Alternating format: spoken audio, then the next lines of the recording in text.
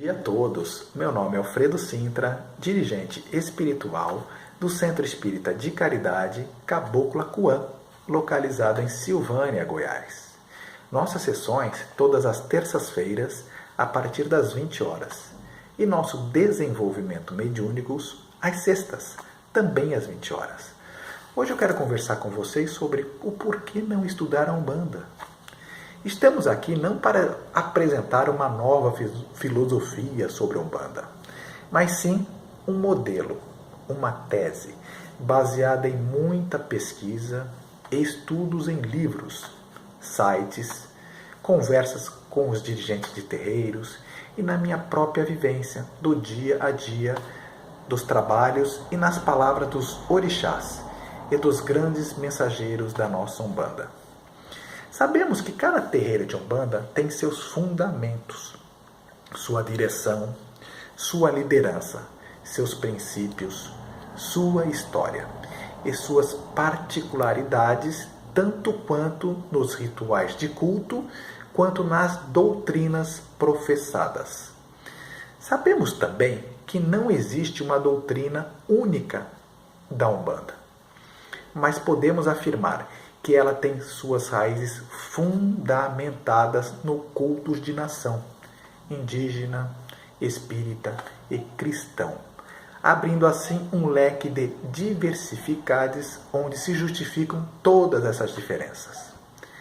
Então devemos começar por respeitar essas diferenças, pois para entendermos essas particularidades, se faz necessário um estudo detalhado das origens de cada casa.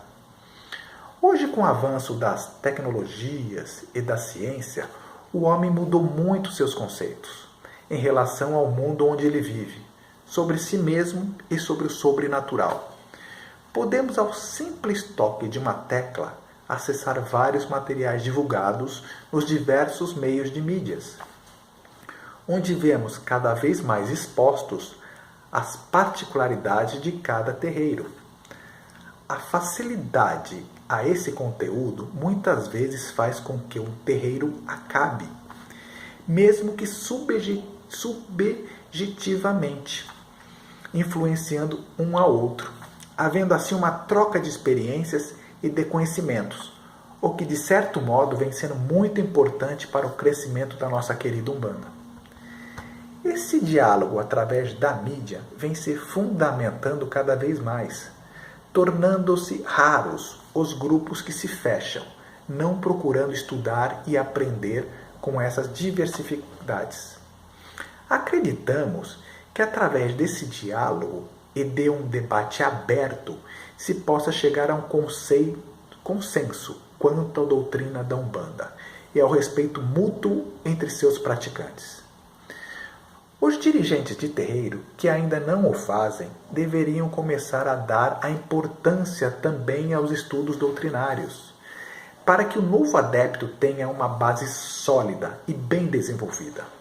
Assim ele próprio pode discernir quanto o que é certo e o dito errado. Sem esse estudo, o adepto fica sem fundamentos, sem base, o que alimentará ainda mais a ignorância e a discórdia entre os umbandistas.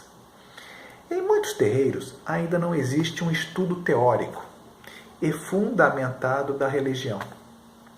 O que impera, infelizmente, é que esse estudo é desnecessário e que devemos apenas seguir as orientações recebidas dentro do terreiro. Essas que, em sua maioria, são somente práticas, onde o adepto aprende através da vivência e da observação no dia a dia do trabalho de sua casa, ou conversando e tirando suas dúvidas com os outros filhos do terreiro. Não se permite também, de forma alguma, que o médium visite outro terreiro, justificando muitas vezes pelo dirigente, pelas demandas que enfrentarão. Assim vemos muitos terreiros ainda fechados a preceitos antigos. Deixamos claro aqui que até concordamos em parte com essa proibição, quando é pela falta de preparo do médium ou por ele ainda estar em fase de desenvolvimento. Por isso se faz necessário um estudo aprofundado da doutrina umbandista, não como imposição, mas como diálogo aberto. O adepto deve sim seguir as orientações da casa, seus fundamentos, mas nada impede que ele, como forma de estudo, pesquise todas as correntes, suas literaturas, seus rituais. Essa pesquisa deve ser vista como uma forma de enriquecimento do saber, o que certamente servirá para agregar valores aos fundamentos do médium e da própria casa.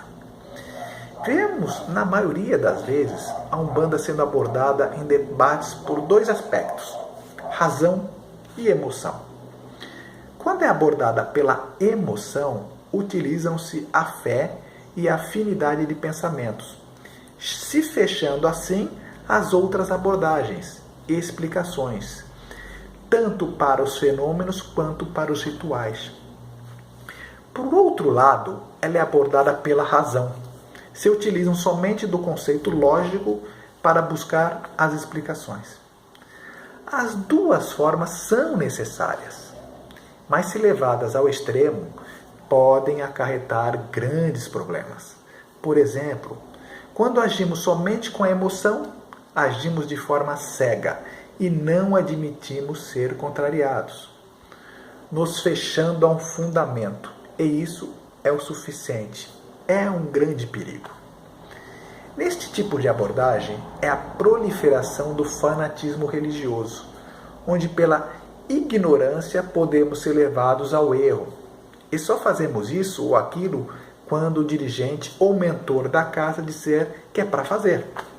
Em prática, isso nos leva ao ostracismo, à obtução, e nos tornamos marionetes ou meros fantoches.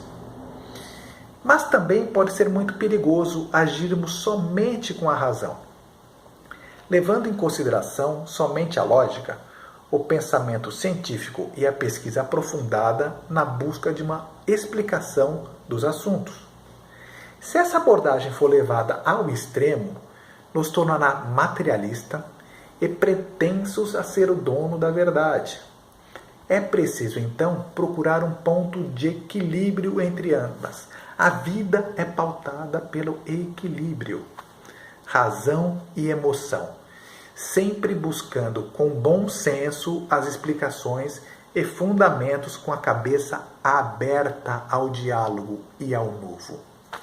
A doutrina da Umbanda deve ser baseada nesse equilíbrio, facilitando o conhecimento dos temas abordados e solidificando a cada dia seus fundamentos. Não devemos estudar a Umbanda sem levar em consideração todas as suas raízes, nos limitando somente à prática da incorporação mediúnica.